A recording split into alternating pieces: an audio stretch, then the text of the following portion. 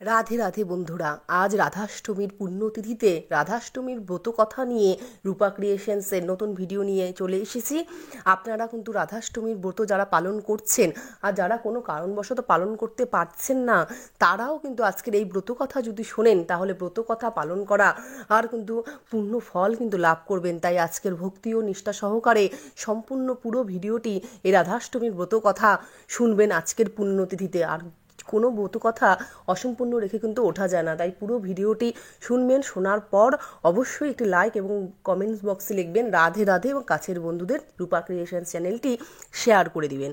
বন্ধুরা, আজকে দিনে রাধাষ্টমী ব্রত অর্থাৎ ভাদ্র মাসের শুক্লপক্ষের অষ্টমী তিথিতে পালন করা হচ্ছে প্রতিটি বাড়িতে। শ্রী রাধিকা এই দিন পৃথিবীর বুকে আবির্ভূত হয়েছিলেন। জেনে নেওয়া যাক এই ব্রতের পিছনে প্রচলিত কাহিনী। শুরু করছি আজকে রাধাষ্টমী ব্রত কথা। ঋষি শৌনক মহামুনি সুতকে জিজ্ঞেস করলেন, হে সুত, অন্যান্য দেবী দেবতাদের উপাসনার চেয়ে শ্রীকৃষ্ণের আরাধনাই শ্রেষ্ঠ কেন? আরও শুনেছি সবচেয়ে রাধারানীর আরাধনা অধিকতর পুণ্যপদ ও শ্রেষ্ঠ। অতএব শ্রীরাধার অর্চনার বিষয়ে কোনো ব্রতের কথা বলুন। সুত বললেন, হে ঋষিবর, আমি একটি গোপনীয় ব্রতের কথা বলছি, শোনো। একদিন দেবর্ষি নারদ শ্রীকৃষ্ণের নিকটে উপস্থিত হয়ে জিজ্ঞেস করলেন, ভগবান, আপনার শ্রীমুখে অনেক ব্রতাদির কথা শুনেছি, এখন শ্রীমতী রাধিকার জন্মদিনের ব্রত কথা শুনতে ইচ্ছা করি। শ্রীকৃষ্ণ বললেন, দেবর্ষি, তুমি আমার পরম ভক্ত, সেজন্য তোমার কাছে বলছি, শোনো তাহলে আজকের রাধাষ্টমীর ব্রত কথা। কোনো এক সময় সূর্যলোক ত্রিলোক ভ্রমণ করতে করতে নানা প্রকার ঐশ্বর্য দেখে মনে মনে তপস্যা সংকল্প করে মন্দার পর্বতের গুহায় কঠোর তপস্যা আরম্ভ করলেন। এইভাবে দীর্ঘদিন তপস্যা করলেন সূর্যদেব। সূর্যের তপস্যা, কঠোর তপস্যা আর পৃথিবীর অন্ধকারচ্ছন্ন থাকায় দেবতারা ভীত হয়ে গেলেন। ইন্দ্র, দেবগণ সহ শ্রীকৃষ্ণ অর্থাৎ আমার কাছে এসে সব কথা বললেন। আমি বললাম, হে দেবগণ, সূর্য থেকে তোমাদের কোনো ভয় নেই, তোমরা নিজ নিজ স্থানে যাও।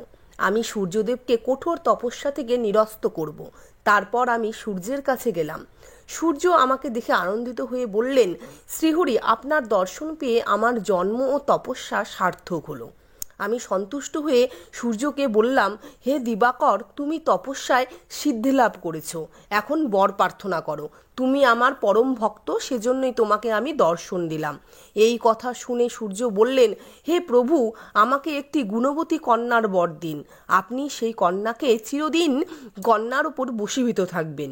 এছাড়া আমার আর কোনো ইচ্ছা নেই। আমি তথাস্তু বলে তাকে বললাম, এই ত্রিলোকে আমি একমাত্র শ্রী রাধিকারই বশীভূত। শ্রীরাধা ও আমাতে কোনো প্রভেদ নেই। আমি পৃথিবীর ভার লাঘবের জন্য বৃন্দাবনের নন্দালয়ে অবতীর্ণ হব। তুমি সেখানে বৃষভানু নামে রাজা হয়ে জন্মগ্রহণ করবে।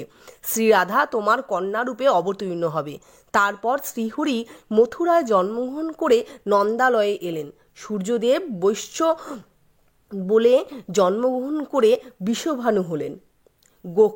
গোকন্যা কৃতিদার সঙ্গে তার বিবাহ হলো। যথাসময়ে ভাদ্র মাসের শুক্লপক্ষের অষ্টমী তিথিতে বিশাখা নক্ষত্রে কৃতিদার গর্ভে রাধিকার জন্মগ্রহণ করলেন। সবাই আনন্দ উৎসবে মেতে উঠল। আমার মায়ায় রাধিকা মুগ্ধ হয়ে আমাকে পতিদেব বরণ করতে ইচ্ছা করলেন। যথাকালে আয়ান ঘোষের সঙ্গে রাধিকার বিবাহ হলো বটে, কিন্তু আমাকে পরম পুরুষগণে আমার সঙ্গে বিহার করতে লাগলেন। রাধারানীর এই আবির্ভাব এর দিনটি রাধাষ্টমী দিবস হিসাবে পালিত হয়। হিন্দু সমাজে রাধাষ্টমী মহা সমারোহে পালন করা হয়। রাধাষ্টমী ব্রত পালন প্রসঙ্গে ভাগবত পুরাণে বর্ণনা করা আছে যে ব্যক্তি একবারের জন্য এই ব্রত পালন করবেন তার কোটি জন্মের ব্রহ্মহত্যার মতো মহাপাপ বিনষ্ট হয়। শত শত একাদশী পালনের যে ফল লাভ হয় তার শতাধিক ফল লাভ হয়ে থাকে শ্রীরাধার এই জন্মতিথিতে। যদি জন্মতিথি পালন করা হয় অর্থাৎ রাধাষ্টমী পালন করা হয়ে থাকে। গন্ধ, পুষ্প, ধূপ, দীপ, নৈবেদ্য, বসন ভূষণ দ্বারা শ্রীরাধার পুজো করে নানা রকম মহোৎসব করতে হয়। রাধার সখীবৃন্দ ও গোপিকা বৃন্দ বিশ্বভানুদেরও কিন্তু পুজো করতে হয়। তারপর ব্রত কথা শুনে সেদিন উপবাস থাকবেন, পরদিন পালন করতে হয়। রাধা নামের সঙ্গে কৃষ্ণ নাম যুক্ত করে জপ করলে যাবতীয় মন্ত্রপাঠে ফল লাভ হয়। এই ব্রতের অনুষ্ঠানে সকল দুঃখ দূর হয় ও পরম শান্তি লাভ হয়, ধন ঐশ্বর্য ও গৃহে ভরপুর হয়ে সর্বস্থানে বিজয় লাভ হয়। ভক্তের কাছে এই ব্রতের কথা বললে সমস্ত অমঙ্গল দূর হয়।